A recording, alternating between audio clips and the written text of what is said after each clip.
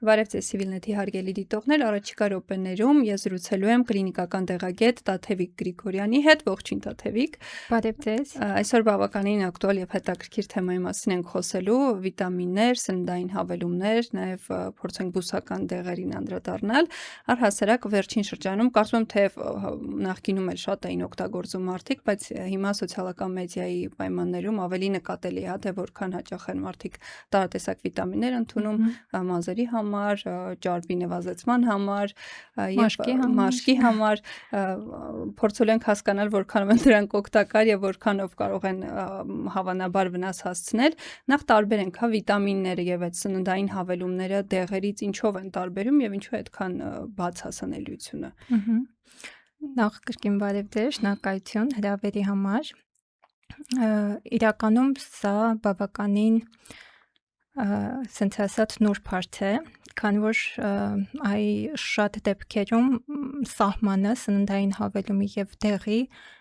հանրության համար այդքան էլ պարզ չէ եւ երբեմն սննդային հավելումները դեղերի փոխարեն են կիրառվում։ Այ կփորձեմ մաքսիմալ պարզ ձևով ներկայացնել ինչ է իրենց ներկայացնում դեղը,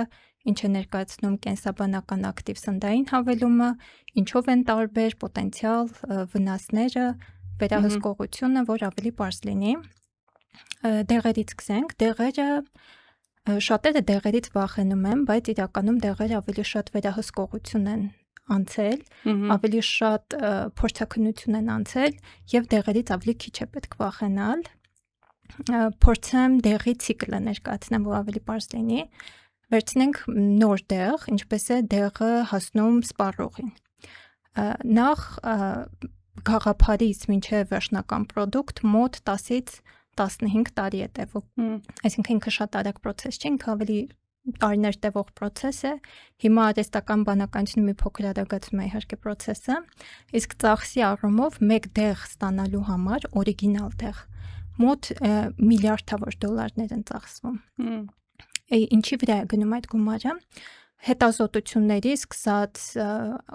համակարգչային մոդելների վրա, փորձարարական կարող է կենդանիներ լինել կամ ինչ որ արհեստական աճեցված բջիջներ, օրգաններ եւ այլն, ընդհանուր մինչեւ կլինիկա, այսինքն պացիենտների վրա կամ առողջ անհատների վրա փորձարկումներ։ Փորձարկում բառից պետք չի վախենալ, իրականում շատերը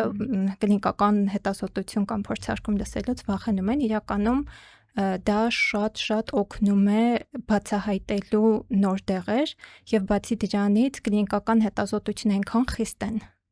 այնքան վերահսկողությունը, որ պացիենտի բոլոր իրավունքները պաշտպանված են եւ ամեն ինչ արվում է հանուն պացիենտի։ Դրա համար եւ տարի խստացվում են այդ sense ասած նորմերը անցկացնելու կլինիկական հետազոտությունների։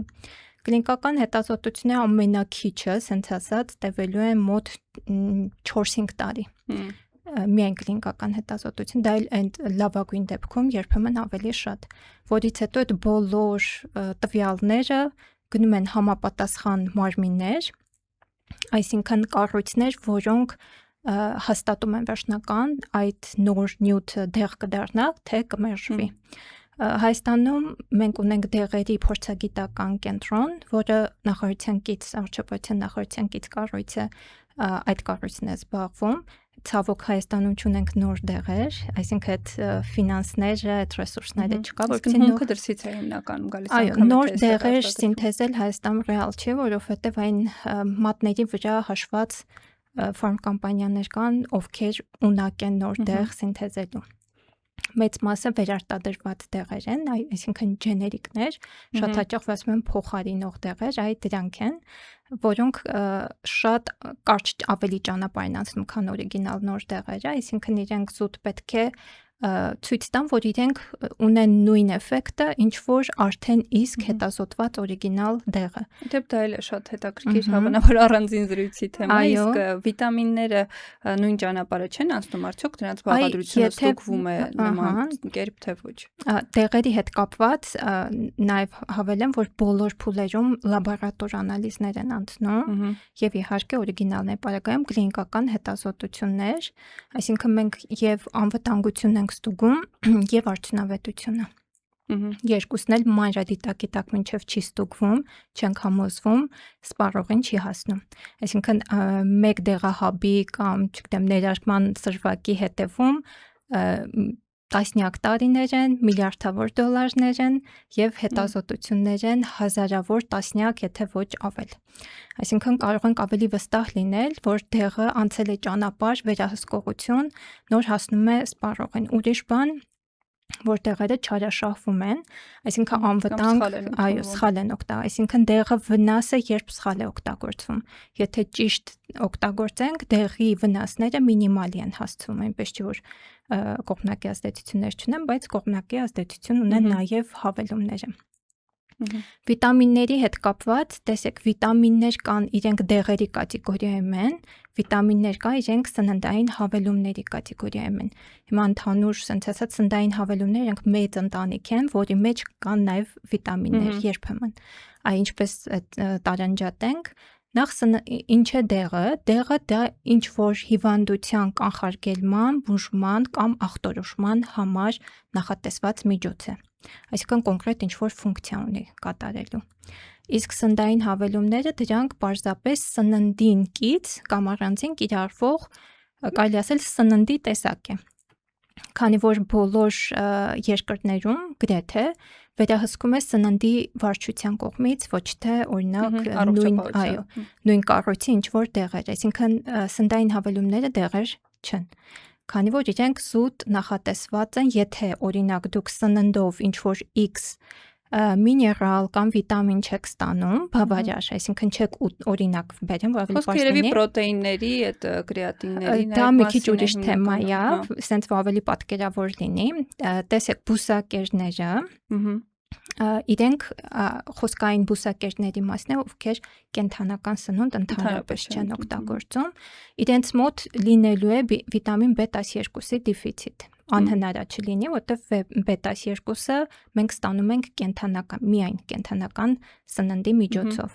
Այսինքն եթե տվյալ անձը, բուսակերը եւ կենթանական ոչ մի սնունդ չի օգտագործում, չի ստանալու վիտամին B12 եւ տվյալ անձը եթե սկսի ընդունել վիտամին B12, թեկուզ հավելման միջոցով դա նորմալ է,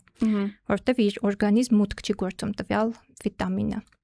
Այսինքն սննդային հավելումների ասենց ասած գլոբալ գաղափարը, եթե դուք սննդով չեք ստանում տվյալ բաղադրիչը,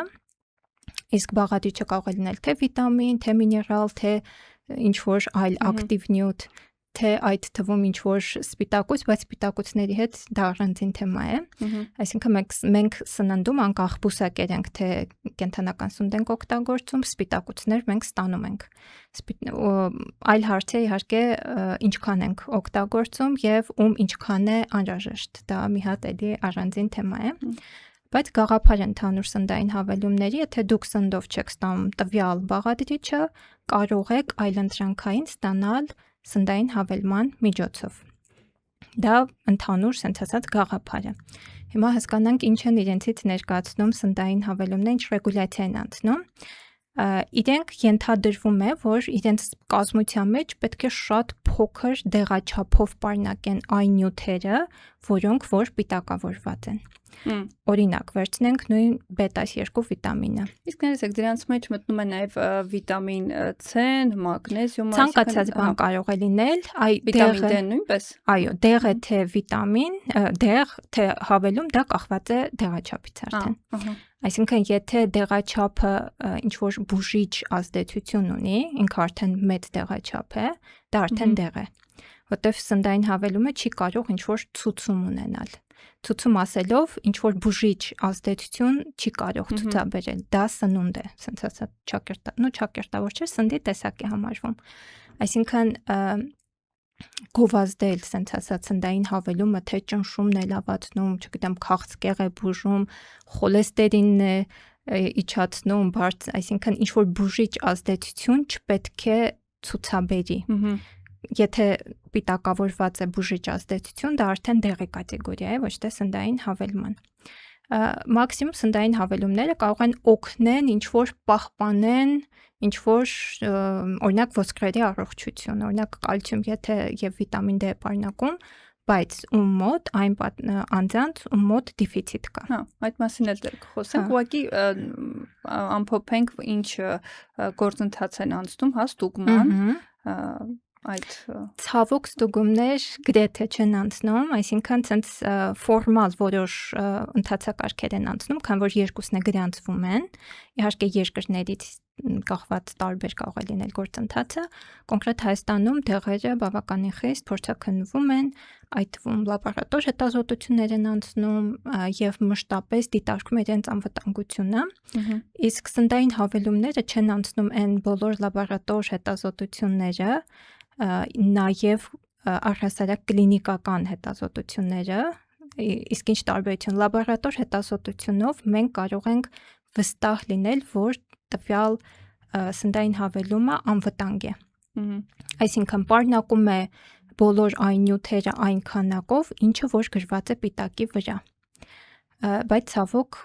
շատ խնդիրներ են լինում հենց այս փուլից սկսած, երբ որ շատ դեպքերում երբ որ օրինակ սպառողների կողմից ահազանգ են լինում կամ պարբերաբար, օրինակ ԱՄՆ-ն է այդպես անում, պարբերաբար կարող է ուղղակի գնալ դեղատներից կամ սուպերիմիջայլոց շատ երկրներում իրենք ուղղակի սուպերմարկետներում վաճառվող միացությունը կամ on-line կարող են ձեռք բերել, այսինքն այնպես չի որ դեղի նման դեղատնից պարտադիր պետք է ձեռք բերել։ Հիմա այլ մենք էլ ունենք նման հնարավորություն։ Այո, ազատ հասանելիություն է, կարող են on-line պատվիրել, այսինքն դեղատոմս պետք չի սննդային հավելումների համար, ինչպես ռեցեպտով դեղերի մեջ է կա ոնց որ ռեցեպտով եւ առանց ռեցեպտի դեղերն էլ կարելի է նույն երբեմն on-line պատվիրել կամ ուղղակի դեղատուն գնալ եւ գնել, պարտադիր չի ինչ որ բժշկի կողմից դուրս գրված ռեցեպտ։ Իսկ սննդային հավելումների շուկան ազատ է, բաց է, այդ թվում վերահսկողությունը, այսինքն նախ այն որ ոչ մի լաբորատոր հետազոտություն չի անցնում, ու ոչ մի քիչ էլի հարաբերական է, որպես կանոն ամեն մի արտադրող ընկերություն ինքը ինչ որ կարող է հետազոտություն անել լաբորատոր, բայց ինչ որ նորմեր կան ամեն դեպքում։ Ցավոք սրանց խնդիրը այստեղ է, որ նորմեր, որպես դեղերի նման խիստ կանոններով սահմանված չեն, նույնիսկ ավելին, նույն օրինակ վիտամին D-ի օրինակով վերցնենք, ասեցինք բաթ թե դեղ, բաթասլոսնդային հավելում թե դեղ, դա կախված է դեղաչափից, երկրից երկիր շատ տարբեր է։ Օրինակ Կանադայում 2500 միջազգային միավորը համարվում է մինչև սննդային հավելում կարող է համարվել, դրանից բարձր արդեն համարվում է դեղ, քանի որ ինքը համարվում է բարձր դեղաչափ։ Եվրոպական մի շարք երկրներում մինչև 4000-ն է, իսկ ԱՄՆ-ում 50,000-ը։ Այսինքն շատ ցենց տարբեր կարող են լինել։ Հայաստանում չունենք մեր սեփական նորմաները։ Եթե օրինակ նույն վերցնենք Եվրոպայի ստանդարտով 10,000-ը արդեն իրենք համարվում են դեղ, կատեգորիա ոչ թե սննդային հավելում, ԱՄՆ-ում նույն 10,000-ը սննդային հավելում որպես կարող եք ձեռք բերել։ Այսինքն Հայաստանը եթե չունի իր սեփական նորմաները, թեկուզ եթե 4,000 ընդունի Հայաստանը որպես սննդային հավելում, չէ որ նույն այդ iHerbit կամ մնացած Amazon եւ այլն այդ կայքերից նույն 50,000-ը հանգիստ կարելի է ձեռք բերել։ Այսինքն կարող է դա ինչ որ մի օր մեր մոտ համարվի դեղ, բայց քանի որ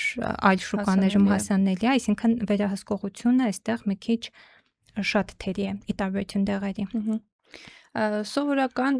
առողջ մարդուն, որը առանձնապես բողոքներ չունի, վիտամիններ նման հավելումներ պետք են, թե չէ։ Հիմնական որքանը որ ես լսել եմ, մազաթափության, հոգնածության դեպքում արդեն դիտարկում են մարդիկա վիտամին D են խմում կամ այդ B վիտամինի շարքից են խմում, վիտամին C են խմում ցուրտ եղանակին կամ մրսածությունը կանխելու համար կամ ցինկով ինչ որ կոմպլեքսներ են խմում, ոնց հասկանալ երբ է պետք առհասարակ ընդունել եւ պետք է թե ոչ։ Այ էլի նույն հարցին գնացինք, որ եթե հավելում ենք չպետք է ինչ-որ դեղաբանական ցուցում ունենա։ Այսինքն չի կարող գրված լինել մրսածություն է բուժում կամ ինչ-որ մազաթափություն է բուժում, այսինքն նման ցուցում չի կարող ունենալ։ քան որ դա արդեն գնում է դեղի կատեգորիա, եթե ունի կոնկրետ ցուցում, այսինքն լուծում է ինչ-որ խնդիր, ինչ-որ հիվանդություն եւ այլն, դա արդեն համարվում է դեղ, սննդային հավելում չի համարվում։ Դա ոնց որ մարդկանց կողմից արդեն ինքնուրույն որոշում են, որ ինչու ոչ, բայց այդտեղ էլ չէ, ինչ-որ խնդիրներ կարող են լինել։ Սենց ասեմ, մարդիկ չեն որոշում, ավելի շատ մարդիկ դառնում են մարքեթինգի զոհ, որտեվ կարող է ռոպագանդան շատ ուժեղ է հիմա այդ նույն սննդային հավելումների։ Նույն օրինակ հոգնածությունը վերցնենք վիտամին D-ի, չկա ոչ մի գիտական, ցենց ասած, ապացույց, որ եթե ունեք հոգնածություն, ապա պետք է վիտամին D խմեք։ Բացի դրանից նույն սիմպտոմը մազաթափություն կլինի, դա հոգնածություն կլինի եւ այլն։ Կարող է շատ տարբեր խնդիրներից ի հայտ գալ, այսինքն վերագրել կոնկրետ տվյալ վիտամինին, դա ճիշտ չէ։ Այսինքն ուղղակի առանց հետազոտության ոչ ոք չի կարող իմանալ, որ հենց դա է խնդիրը, այսինքն ենթադրել, որ տվյալ վիտամինի կամ միներալի դեֆիցիտ է ու ընդունել, դա ճիշտ չէ։ Որտեվ նույն մազաթափությունը շատ սկսած հորմոնալ խանգարումներից կարող է լինել, ընդհանուր մինչև որոշ, այո, նաև վիտամինների դեֆիցիտից։ Այսինքն այդ մարքեթինգն է նաև սենց դառնում պատճառ, որ ստիպում է մարդկանց գնել ենթադրաբար ինչ-որ դեֆիցիտներ, այսպես ասած, վերագրելով։ Դրա համար ես անձամբ խորհուրդ չեմ տալի ոչ մի հավելում, եթե չկա հետազոտություն։ Նույն վիտամին D, C, կալցիում, ցինկ եւ այլն, եթե հետազոտություն չի անցել, տվյալ պացիենտը չի որոշել, թե իր օրգանիզմում ինչքան է կոնկրետ այդ վիտամինը կամ միներալը, ապա չի կարելի ընդունել սննդային հավելում, ինչու։ Քանի որ եթե մեր մոտ պակաս չկա եւ մենք սննդով ամեն օր օրինակ ստանում ենք, մի բան էլ լրացուցիչ սկսենք հավելում օգտագործել, կարող է բերել նաև չափից շատ ընդունման տվյալ վիտամինի կամ միներալի, որը եւս վնաս է։ Այսինքն ոչ միայն դեֆիցիտն է վնաս, այլ նաև հավելյալ քանակն է վնաս։ Սա արդեն գնում է որպես ոնց որ ցուցում, բացի դրանից։ Այն ինչ տարբերություն սննդային հավելումով ստացված կոնկրետ նույն վիտամին C-ի եւ դա էլ է հետաքրքիր եւ հենց բնական։ Հա, եւ բնական։ Բնականը ավելի լավ է յուրացվում օրգանիզմում, քանի որ ինքը կոմպլեքս ձևով է։ Այսինքն իր հետ կան նաև այլ նյութեր սննդի մեջ, որը մեկը մյուսին օգնում է, որ ավելի լավ յուրացվի։ Դրա համար մենք մեծ դոզաների կարիք չունենք, եթե բնական ենք ընդունում։ Իսկ երբ որ խոսքը գնում է դեղ որպես կամ սննդային հավելում, այստեղ մենք արդեն յուրացման խնդիր կարող ենք ունենալ, որտեղ նույն վիտամին C-ն, օրինակ 200 մգ-ից բարձր է, արդեն չի յուրացվում, այսինքն եթե տվյալ պացիենտը 1000 մգ է խմում, օրը մեկ անգամ, մյուս պացիենտը 200, առանձնապես մենք տարբերություն չունենք, որտեղ 200-ից ավել արդեն օրգանիզմը չի յուրացնում, այսինքն այնպես չի, որ մեծ տեղաչափը յուրացում ավելի շատ է, մեր օրգանիզմը ունի պաշարներ, sense ասած յուրացնելու։ Իսկ համադրելը ես գիտեմ, որ նաև այդտեղ չէ, կարող է խնդիրներ կամ ինչ-որ հավելումներ կան, որոնք միասին չի կարելի խմել։ Այո, բայց սովորաբար նույն գովազդի մասին իհարկե առանձին կխոսենք հաջորդիվ, բայց մարդիկ տարբեր տեսանյութերով նշում են, հա, օրական այս դեղերն եմ խմում կամ այս դեղեր չէ, այս հավելումներն եմ խմում, առողջ մաշկի կամ ինքնազգացողության հիվանդություններից խուսափելու համար ու տարատեսակ համադրություններ են ներկայացնում, որը կարող է շատ մեծ ազդեցություն ունենալ մարդկանց վրա։ Այո, համադրության հետ կապված երկու օրինակով բերեմ։ Նախ պոլիվիտամինները, որոնք նաև միներալներ ունեն, կարող է մեկ միներալը կամ վիտամինը փոխանցել մյուսի հետ հենց դեղահաբի կամ պատիճի մեջ։ Այսինքն իրար հետ կարող է ինչ-որ քիմիական կամ ֆիզիկական ռեակցիայի մեջ մտնել, քանի որ ամեն ինչ չի կարելի իրար հետ խառնել, sense ասած, որոշ բաներ իրար հետ փոխազդում են։ Դա կոչվում է sense դեղաբանության մեջ գոյություն է այսպիսի տերմին ֆարմակոցեպտիկ փոխազդեցություն, դա դեղերի փոխազդեցությունը կամ ակտիվ նյութերի փոխազդեցությունը նախքան օրգանիզմ մուտք գործելը։ Մեկ դեղաձևի մեջ շատ հաճախ պոլի այդ վիտամինային կոմպլեքսներում դրա մասին ոչ ոք չի մտածում, քանի որ նաև ինչպես նշեցի, ոչ մի ցենց ասած առանձնապես հետազոտություններ էլ չեն անցնում։ այսինքն լաբորատոր եւ այլն մանրակրկիտ, որպեսզի որոշեն բոլորի քանակական անալիզ, հետո խելատներ եւ այլն, այսինքն ինչ-որ ռեակցիաներ են ընթանում, որ կարող է լուծելիության վրա կամ ինչ-որ անլուծելի կոմպլեքսներ առաջանան, ինչի արդյունքում չներծծվի, կամ ինչ-որ վտանգավոր նյութեր առաջանան, որը վնաս տա։ Դա մեկ խնդիր, դրա համար պոլի, ասենց ասած, կոմպլեքս վիտամին միներալներ իրար հետ մի քիչ այդ խնդիրը կա պետք է հաշվի առնել։ Եվ երկրորդը, եթե միաժամանակ ընդունում են, արդեն օրգանիզմում կարող են փոխազդել եւ մեկ միջոցը կարող է մյուսի օրինակ ներծծումը նվազեցնի։ Կամ ժամանակի ընթացքում օրինակ ցինկի բարբերաբար կիրառումը կարող է կոպրոմի դեֆիցիտ առաջացնի, որը բերի շատ լուրջ հետևանքների, ոչ թե իրար հետ խմեն, թեկուզ եթե ցինկ են միայն խմում, թեկուզ սննդով ընդունենք մենք մեր կոպրոմը, ապա ժամանակի ընթացքում դեֆիցիտ է առաջանալու, որտեվ մեր օրգանիզմը սիրում է, ասենց ասած, սիմբիոզը, ինչ որ մի բան եւ որ շատ ենք տալիս, կարող է այլ համակարգերը տուժեն։ Դա համար առանց չափելու, օրինակ ցինկի, եթե ինչ որ պացիենտ որոշել է կամ անհատ որոշել է խմել, եթե մոտ դեֆիցիտ չկա, խորհուրդ չեմ տա ընդունել առանց հետազոտության։ Այսինքն ուղղակի որոշել եւ ընդունել։ Արդյունքում օրինակ կարող է շատ ծանր անեմիայի բերել։ Հենց մի քիչ էլ հետևանքներից խոսենք ավելի լուրջ դեպքերի մասին։ Արտասահմանյան մի հոդված կար, կարծեմ ամերիկյան, հենց մի աղջիկ էր պատմում, որ բարբերաբար նման հավելումներ էր խմում, գրառումներ էր անում իր Instagram-ում, հետո արդեն մեջքի ցավերով գնում է հիվանդանոց եւ պարզում են, որ քարեր ու ինչ որ ավազային գոյացություններ ունի երիկամներում։ Ինչ նմանատիպ խնդիրների հաճախակի դա կարող է վիտամին D-ից լինի, կալցիումից լինի, վիտամին C-ից լինի, այ գերքանակ, այսինքն բերելը գերքանակ է, նույն խնդրին մենք անդրադարձանք, ցանկացած բան, եթե մենք դրսից ստանում ենք գումար կամ շատ ենք ստանում կամ գումարած ուրիշ աղբյուրներից ենք ստանում, օրինակ սննդից, մեզ մոտ այդ տվյալ նյութը արդեն նորմայից շատ է լինում։ Իսկ շատը ունենում է հետևանքներ։ Այսինքն կոնկրետ տվյալ դեպքում, օրինակ նույն վիտամին D-ի կամ կալցիումի կամ վերցնենք վիտամին C-ի, իրենք երիկամներում երիկամաքարեր կարող են առաջացնել, իսկ դա տևական մեծ տեղաչափեր բավականին լուրջ խնդիր է երիկամաքարային հիվանդությունը։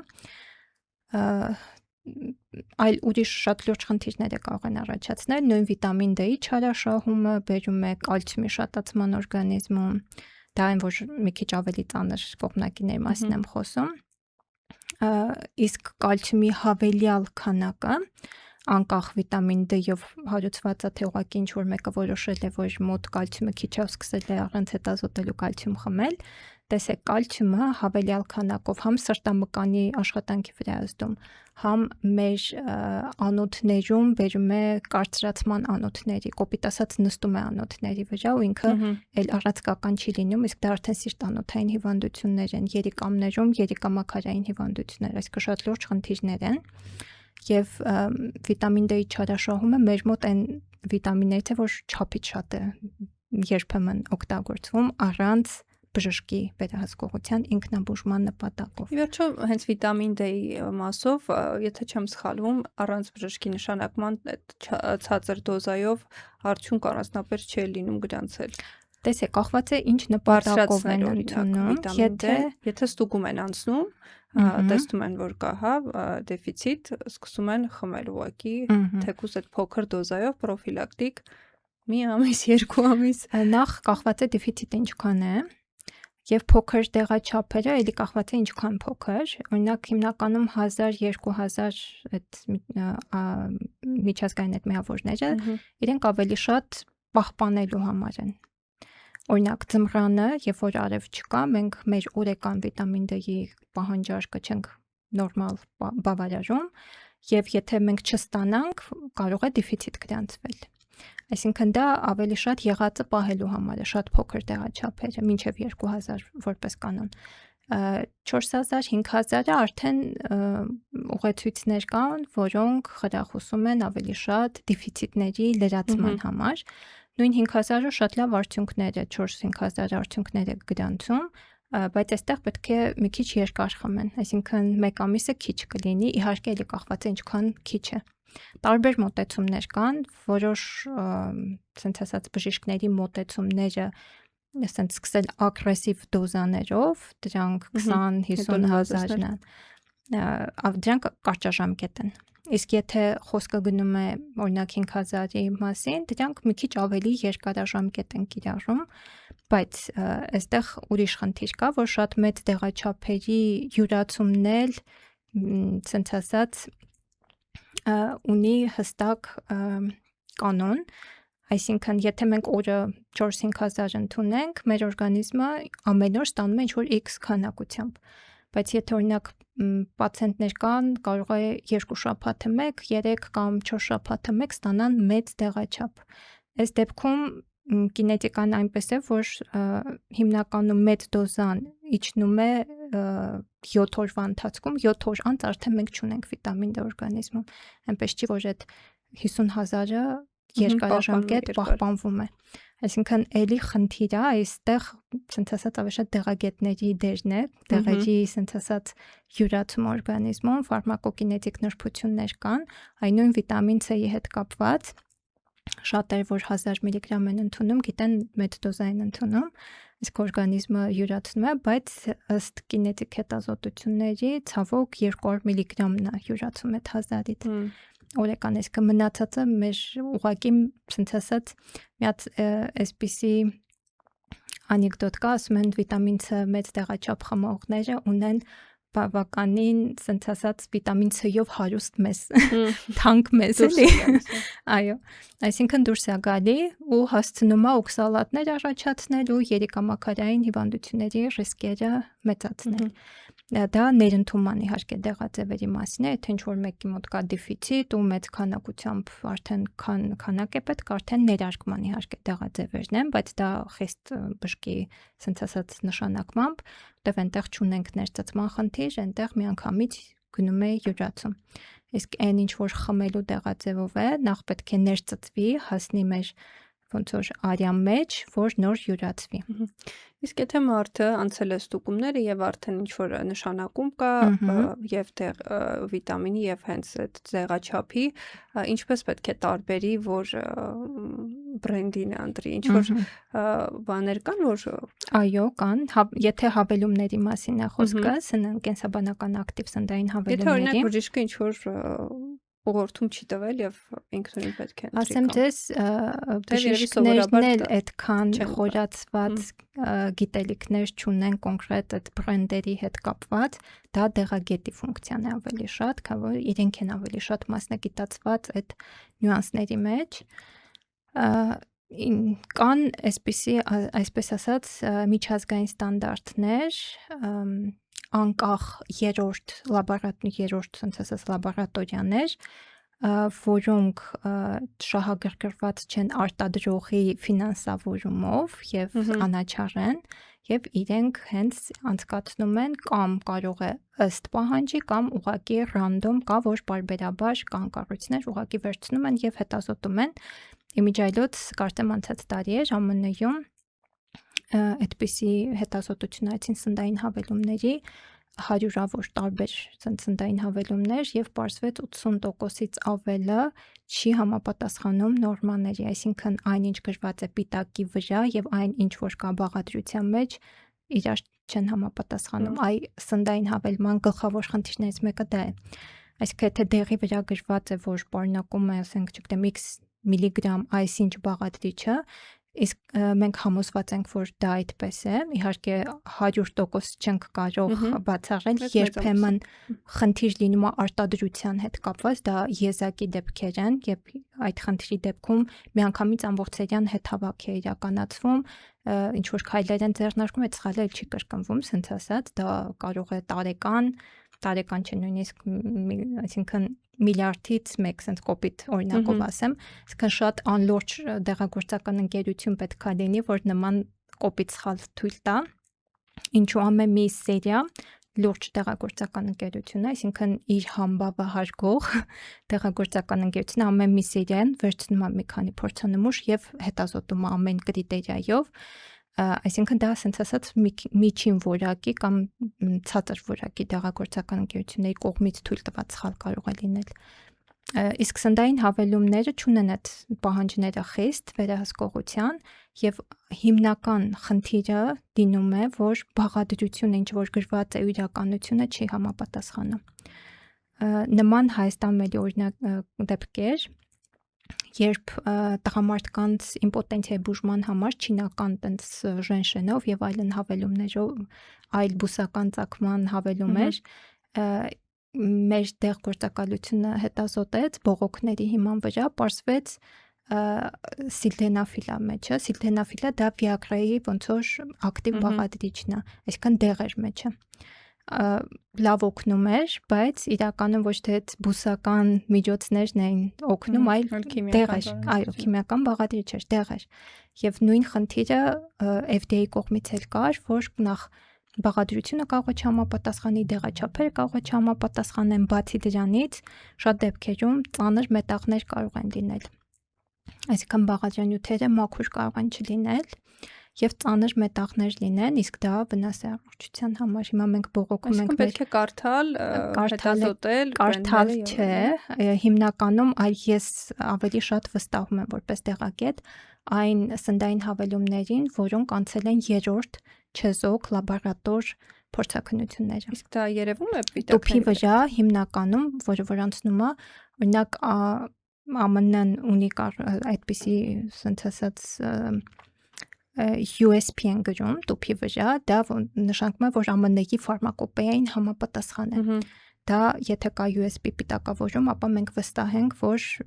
առնվազն միջի գրվածը, այսինքն տուփի վրա գրված եւ միջինը համապատասխանում են իրար։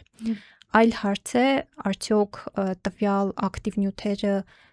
կատարում են այն խոստումները, որոնք որ ենթադրվում է, որ պետք է անեն, այսինքն արդյունավետությունը դա լրիվ ուրիշ թեմա է։ Խոսքը միայն անվտանգության մասին է։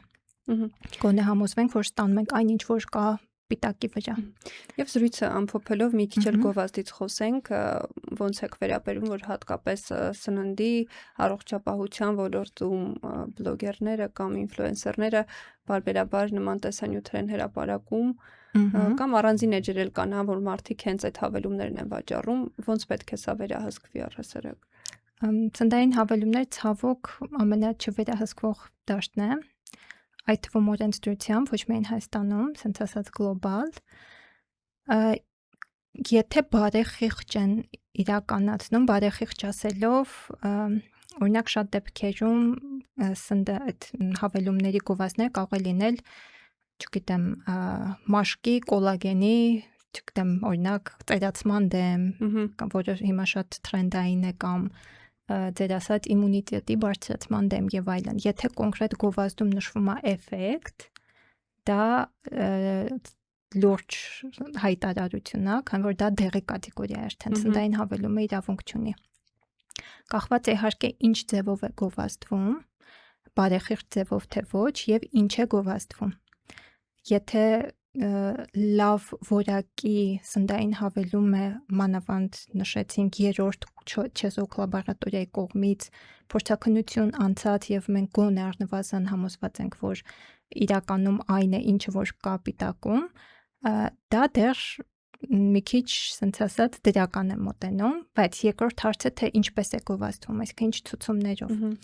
Սննդային հավելումները խոստանում։ Այո, ինչ են խոստանում, դեռ նշեցի, կլինիկական հետազոտություններ չեն անցնում, գրեթե չեն անցնում, շատ եզակի դեպքերում են, օմեգաների հետ ունենք շատ մեծ կլինիկական հետազոտություններ եւ օմեգաներից կան տեսակներ, որոնք դեղ են դարձել այդ կլինիկական հետազոտությունների արդյունքում։ Եվ միայն ռեցեպտով են։ Հայաստանում գրանցված չունենք, դա հիմնական ԱՄՆ-ում է, հասանելի, բայց դրանք մեծ դոզաների մասին է խոսքը ու մաքուր, ասենց ասած, էքստրակտված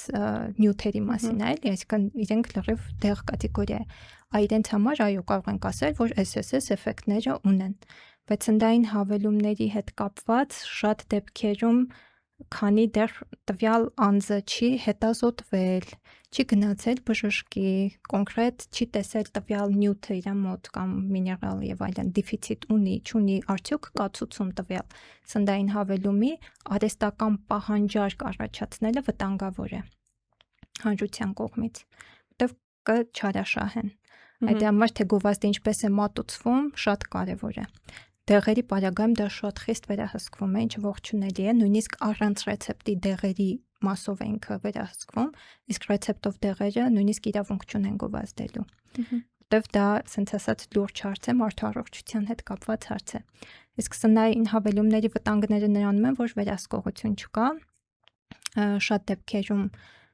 չի համապատասխանում բաղադրությունը պիտակին, կամ շատ դեպքերում չարաշահվում է կամ անհիմն են կիրառում։ Դրա համար մի քիչ ես անձամբ սննդային հավելումներ այդքան էլ չեմ սիրում եւ հնարավորինս փորձում եմ փոխարինել բնական սննդով։ Որտեղ բնական սննդից մենք ավելի շատ ենք ստանում, քան սննդային հավելումներից։ Մի օրինակ էլ բերեմ, ինչու են վտանգավոր, երբ որ ինչ-որ նյութեր ենք մենք սինթեզում, օրինակ վիտամիններ եւ այլն,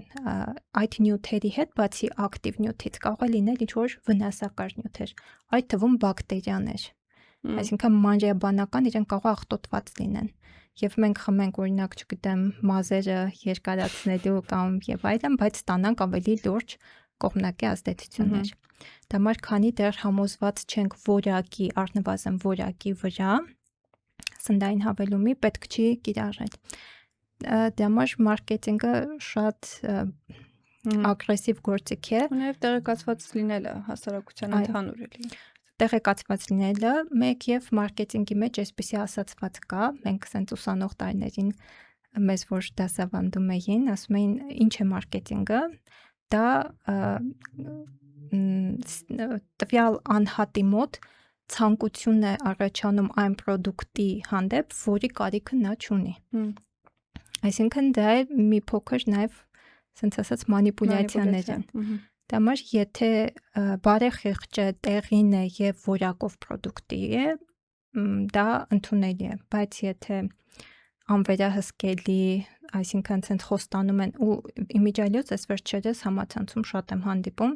իմ մայրիկն է հիմնական զոհ դառնում տվյալ գովազդների, երբ որ ինչ-որ մի բանին պիտակավորում են աշխարհի բոլոր ցուցումները։